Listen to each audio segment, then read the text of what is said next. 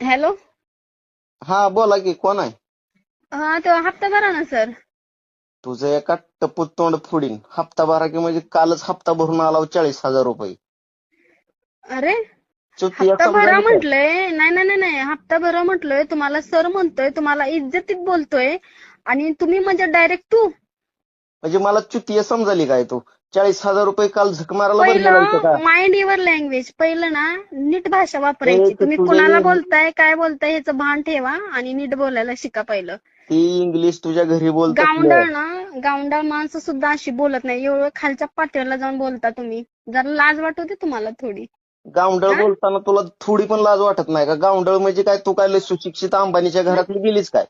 हा, मी अंबानीच्या घरातली नाही गेलेली, तरी पण मी जरा माझी भाषा चांगली वापरूनच बोलते हा. तुमच्यासारखं इतकं खालच्या लेवलला पडून आम्ही बोलत नाहीये. तुम्हाला फक्त सांगितलंय हप्ता भरा सर.